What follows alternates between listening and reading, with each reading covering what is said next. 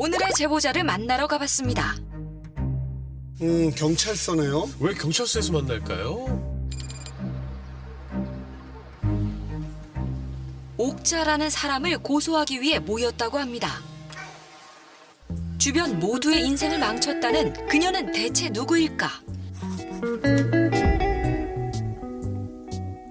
조사 끝나고 카페로 이동해서 자세히 들어봤다고 합니다. 저는 그 고등학교 동창이고 저는 학로 관계 아들 친구 오빠 같은 동네에 살면서 그냥 친구가 됐죠. 대부분 친구분들이시네요. 네.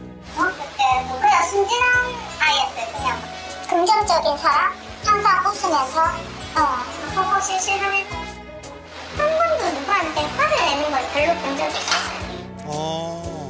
어디야? 나가야 되니까. 사랑해. 응, 알았어. 엄청 유쾌한 분이신 것 같아요. 항상 누군가한테 뭘 주고 베풀고 하는 걸 되게 좋아했었고 본업을 장사하면서 엄청 열심히 살았어요. 뭐 오징어하고 뭐 가래기 이런 거 하는 포항시장에서 일하던 그녀를 기억하는 사람이 있을까? 여기서 4년 전에 과메기 장사하시던 씨라고 아세요? 어디서 많이 들었는데? 예, 알아요. 그누님밖에 없는데 저 아는 형님의 이제 그래. 너무 좋은 일이지? 어깨너머로 계속 배워가면서 빨리빨리 배우더라고. 항상 밝았어요. 언제나 즐겁게 살던 옥자 씨. 그녀가 돌연 장사를 접고 시작한 건 이른바 다단계 사업이었습니다. 다단계. 옛날에 실패했대. 그랬는데 자기 아는 중이 갑자기 이렇게 생기니까 찾아갔대죠. 언니 어떻게 해서 이렇게 성공을 했냐. 지금 현재 이런 제품들이 많이 나왔고 수익을 낼 수 있는 방법이 생겼기 때문에 너도 해라 라고 해서 가메기 장사를 그만두고 하게 됐다.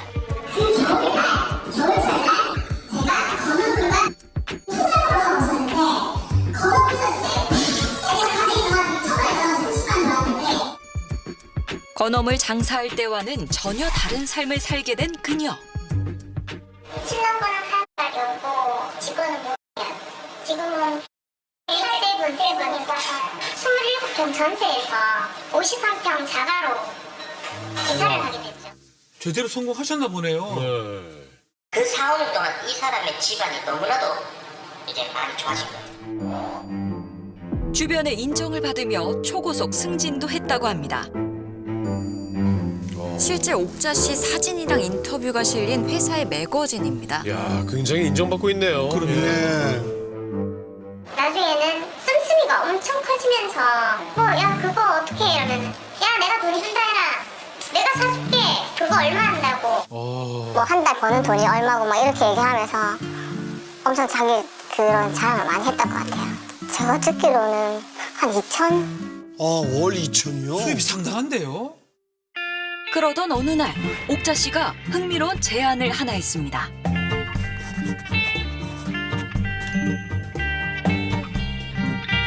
부산에 그 시장이 사장 족발집을 하고 있다. 우리가 돈을 주면 일수식으로 그 시장 사장 이자를 받아서 자기한테 돈을 넣어준다. 족발집 김 사장. 그녀가 제시한 이자율은 몇 %였을까? 500을 넣으면 10달에 나눠서 100% 이자를 100% 준다는 거예요. 그 돈이 2배가 된다고 투자를 한번 해보겠냐고 물어보더라고요. 이렇게 높은 이자를 쓴다라고 했더니 시장 상인들은 목돈은 없는데 계속 장사를 하니까 큰 돈은 만지니까 이 돈을 쓰려는 사람들이 많다. 언니 이거 지금 건수 있어요. 많이 안 올라와. 자꾸 부산 쪽으로 돌려서 내가 갖고 올 수 있는 게 별로 없어. 그러니까 언니 지금 이거 있을 때 해. 투자 권유를 받아들인 사람은 한둘이 아니었습니다. 이 리스트를 보여주는데요. 휴대폰에 리스트가 여기서부터 여기까지 끝까지 있는 거예요. 일단 뭐 누구 얼마 언제 돈을 빌려줬고 언제 뭐 이게 체크가 다 돼 있더라고요. 보니까. 지금 목록을 보니까 언니나 엄마도 투자를 하셨나 보네요. 심지어 이자만 한 달에 3번을 받는 분들도 있어요. 아이고. 와. 우리 엄마도 넣어주기로 해서 모아놓던 7천만 원 넣었다. 그리고 우리 큰언니는 1천만 원에서 넣었다. 하돈에 8촌에 뭐 다 끌어서 산다고. 개개인의 그걸 이제 눈으로 보여주다 보니까 그걸 전부 다 믿게 되는 거죠. 아무래도. 자기 믿고 하면은 뭐 친구가 못 줘도 자기가 알아서 챙겨주겠다는 식으로. 그렇다면 이들이 투자한 금액은 얼마일까? 3천만 2천만 원을 마지막으로 해줬었고요. 매달 높은 이자를 주겠다는 옥자 씨의 말은 사실이었습니다. 한 두세 달 정도는 잘 줬어요. 처음에는 500만 원 정도 시작을 해가지고 또 500만 원, 그다음에 또 이제 계속 하이가 커지는 거죠. 자기를 학원이라고 부른다고 친구들이 돈을 빌려주고 이제 돈을 뻥튀기 해주니까. 높은 이자율이 주는 기쁨을 주변 사람들에게 널리 알린 그녀. 아이고, 열흘짜리 투자도 있었나 봐요. 그래요? 하지만 그 기쁨도 잠시뿐이었습니다. 아하. 어느 날 하는 얘기가 부산에 암덩어리 같은 놈이 나와서 갑자기 원금을 다 달라고 하는 바람에 지금 돈이 좀 늦어지니까 다 기다려달라고 하는 거예요. 가족도 못 챙기는데 좀 기다려달라 이런 식으로 계속 두고 얘기를 했었어요. 근데 나도 지금 중간에서 미치겠다. 나도 최대한 노력하고 있는데 정말 힘들다 미치겠다. 나 잠도 못 잔다 그랬는데 미안한 거예요. 목초고 좀 또 잘 안 하게 되고 좀 더 기다리게 되고. 아이고, 시간이 흘러도 기다려달란 말만 되풀이했습니다. 부산에 그 족발집 친구한테 가서 단판을 지어서 내가 소송을 해서라도 이 돈을 꼭 받아와서 나 믿고 투자한 사람들한테 다 해결을 해줄 거다. 저한테 눈물로 호소를 하더라고요.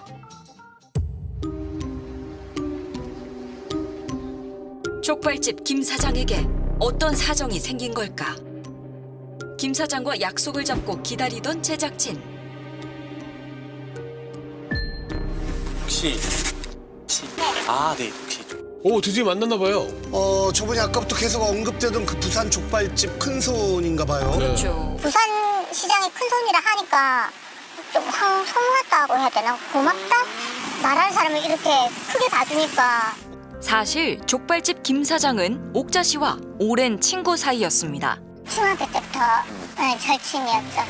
학교 다닐 때 버스 타고 다니면 그 차비를 아껴서 걸어서 그걸로 나눠 먹고 이런 친구. 그렇기 때문에 저가 너무 놀란 거예요. 근데 저는 나라는 사람을 팔았다는 그 거짓말하면서 이렇게 사기를 친다라고 생각을 못했죠. 이름을 팔았다고요? 결국 이분이 투자를 받고 있던 게 아니었던 거네요. 족발집 김 사장은 오히려 본인도 피해자라고 말했습니다. 시장에 애가 건수를 잡아와서 주면 투자자들을 찾는다더라고요. 포항엔 부산의 족발집 김 사장을, 부산엔 포항의 대게시장 공주를 대세워 사람들을 속였다는 그녀. 뭐 지금 대게 꽃게 철이니까 이 사람들이 돈이 많이 필요할 시기다. 이때가 이제 뭐 기회다. 경매라든지 이런 데 많이 들어가야 되고 상인들이 돈을 많이 빌려주고 빨리빨리 갚는 그런 게 있다. 사실인지 포항 상인들에게 물어봤습니다. 그럼 예를 들어 선생님 대출을 받을 건데 이자가 100%예요. 뭔가 제가 그래요. 그 이자 100%예요. 그런 일이 있어요. 여기. 그런 게 아니에요. 이자율을 100%로 주고 이런 거 빌려준다 그러면 좀 그 사기꾼이죠 그거. 요즘 사채도 한 20% 아이가? 100%는 거의 사기꾼 아니야? 그러니까요. 옥자 씨가 말하던 투자의 실체는 그 어디에도 없었습니다. 이 사건은 투자 사기의 일종인 폰지 스캠입니다. 철수에게 돈을 빌려서 영희에게 지급하고 또 영희에게 받아서 민호에게 지급하는 돌려막기 사기. 1%라도 더 높은 이자를 받고 싶은 게 사람들의 합리적인 선택이기 때문에 투자하려는 마음을 이용해서 고수익을 보장해 주는 걸로서 이 합리적인 판단 능력을 가렸던 것이죠. 그렇다면 사람들은 왜 사기라는 의심을 못했을까? 저도 장사를 하려고 하다 보니까 이게 대출이 굉장히 까다롭더라고요. 그래서 그러니까 경매 받아서 물건 많이 할 때는 이렇게 현찰이 많이 필요하기 때문에 이런 비싼 이자도 쓴다. 저도 일리 있는 말이라고 생각을 했어요. 옥자 씨를 믿을 수밖에 없었다는 또 다른 친구들. 진짜 멍청하고 그냥 그랬기 때문에 얘가 이렇게 큰 돈을 갖고 놀 거라고는 상상도 못했어요. 이 친구가 엄청 신뢰가는 행동을 많이 했었고 자기는 이거 4년이나 해서 아무 사고가 없었다고 해서 저도 하게 된 거죠. 내가 뭐 혹시라도 잘못되면 원금은 자기가 책임진다고 얘기를 했었거든요. 당장 무리가 따르더라도 훨씬 더 큰 소득으로 돌아올 거라 했습니다. 카드 장기 대출을 받으래. 1,000만 원을 받아서 2,000만 원을 주는데 너 안 할 거야? 이러더라고요. 주변에서 다 그렇게 하고 있다. 그날 하루에 한날에 카드사 2군데를 다 받았어요. 아, 신용도가 바닥이 나요, 저러면. 너무 위험해 보이는데. 그러니까요. 대출한 게 9,500만 원. 나 5천만 원이고 다른 카드에서 4,500만 원 60개. 네. 2028년 1월 15일까지. 아, 얼마나 착잡할까요? 예. 돈을 받지 못하고 있다는 피해자의 수만 점점 늘어가고 있는 상황. 이 모든 게 거짓임을 알고 옥자 씨에게 연락했다는 김 사장. 잘 안 들어오길래 이제 화를 내기 시작했죠, 저가. 통화도 잘하는데 카톡도 잘 안 보고 그래가지고. 얘가 항상 신경 쓰던 사장한테 바로 전화를 했죠, 저가. 이 사실을 알게 된 옥자 씨는 불같이 화를 냈습니다. 그래서 이제 그날 난리가 났다는 거 말이야. 니 지금 무슨 짓 하느냐고. 너가 은근 답변하길래 안 그래도 빼고 싶다고. 그래서 이제 우리는 정리에 들어갔던 거죠. 투자로 큰 돈을 벌었다는 친구에게서 충격적인 말을 들었다고 합니다. 네가 시장 사람들 통해서 돈을 한다 그랬어, 중간에서. 지금 내가 지금 돈 받아야 되는데? 거짓말인 거야, 그럼 다? 처음부터? 지금 다 틀렸어, 지금. 지금 단위가 10억이 10억이 돼. 우선. 그럼 이거 돈 다 어디다 쓰는 거야? 나도 그게 지금 궁금해, 어디 썼는지. 연락을 해봤지만 돌아온 건 원망뿐이었습니다. 내가 너 이름 판 건 제값 치르면 되고 너희들 덕분에 나 이혼당해 X도 못 보고 우리 엄마랑 나 빈털터리로 쫓겨났다. 야, 하나하나 읽어보면 다 피해자분들을 탓하고 있는 말들이네요. 깜빵 가면 사식이나 넣던지라뇨. 사건 발생 이후 옥자 씨와 대면했다는 피해자들. 본인이 계획을 한 거는 본인 설명 안 돼요. 전 제가 갚을 거예요. 제가 또 갚는다고 여기 내가 여기까지 온 거고. 아니 들어오는 돈은 없나? 지금 보여줄까? 앞으로 지금 다 뭐 1푼도 없다 진짜로. 그리고 내가 일을 해야지만 내가 또 이 갚을 수 있는 내가 능력이 없잖아요. 그 일밖에. 이도 벌려면은 진짜 이거 우리 몇십 년 뭐 둘째치고 제가 돈을 다 가졌으면 벌써 뭐 피웠겠죠 내가. 다들 뭐 2, 3년 기다려주실 건 아니잖아요. 만남 후 더 큰 상처만 남았다고 합니다. 너희가 이 모든 일을 망쳤어라고 얘기하는 것 같아서 진짜 소름 끼치는 거죠. 오히려 내 남편과 내 자식을 건들면 나는 모든 걸 잃었으니까 명예훼손, 공갈 협박, 스토킹 이런 걸로 저한테 오히려 그렇게 할 수 있다라는 식으로 얘기를 하고 있어요. 지금. 마음이 지옥이죠, 마음이. 진짜 마음이 지옥. 그렇게 많던 투자금은 대체 어디로 가버린 걸까? 단기간에 그 돈을 웬만큼 쓰지 않고는 이렇게 저희가 A 다단계 업체에서 초고속 승진을 이룬 옥자 씨. 피해자들은 이 점이 의심스럽다고 합니다. 얘가 됐다고 그게 단 윗단계라더라고요. 최상위 수준에 속하는 직급까지 올랐다는 옥자 씨. 저는 제가 이제 될 거라고 생각도 못했지만 너무 이 꿈이가 저희 아들 보고도 열심히 오래 뛰어서 내년에 또 두바이에서 또 뵙도록 하겠습니다. 감사합니다. 우와. 그 단계라는 실적이라는 거잖아요. 그 실적을 채우기 위한 마지막 정산이 25일이에요. 그런 실적 부분이 부족했을 때 이제 지인들의 카드를 25일날 다 결제를. 연급을 유지하려면은 그 매출이 어느 정도 나와야 되거든요. 그거를 맞추기 위해서 마감을 꼭 하는 거죠. 옥자 씨와 같은 사업을 했던 친동생.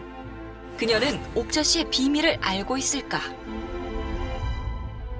분들이 어디에 써있는지 아세요? 밑에 파트너들 점수를 다 올리고 물건을 사고 제가 봤을 때는 거기밖에 없어요. 파트너분들의 직급 상승을 위해서 쓰였던 거예요. 그래야 본인도 올라가는 거겠죠. 밑에 파트너들도 다 점수가 올라가고 그래야 자기도 올라가고 하니까. 옥자 씨의 친동생도 피해를 입은 건 마찬가지였습니다.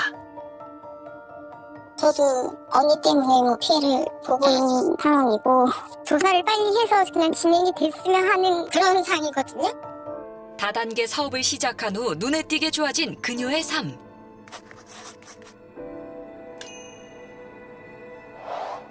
근데 자기 앞으로 된 재산이 하나도 없거든요. 돈이 어디요? 그러니까요. 이혼을 당하고 빈털터리로 쫓겨났다는데 그거는 말이 안 되는 거잖아요. 모든 재산을 남편 앞으로 해놨다는 것도. 그녀가 투자금을 받기 시작한 지 약 2달 후 회사를 인수한 남편. 시기가 겹치긴 하네요. 네. 부부의 집에 찾아가 본 제작진.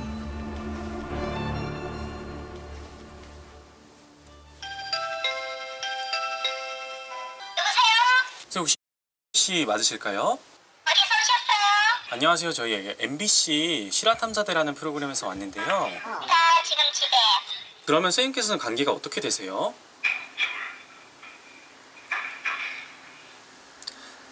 선생님. 집 앞에서 한참을 기다리던 그때 번호를 전화를 못 왔네요. 받아서 어렵게 남편의 이야기를 들을 수 있었습니다. 뭐 이해를 해요. 네. 부부인데 어떻게 그걸 모르겠느냐. 이거는 나중에 기회가 돼 조사 받을 기회가 되면은 네. 제가 뭐 다 설명하면 되는 부분이고 저는 뭘 하더라도 애들 엄마 관련 저한테 돈을 제가 받아서 해본 적이 없습니다. 그 경제권에 대해서는 완전 완전 독립됐죠. 완전 100% 분리됐었죠.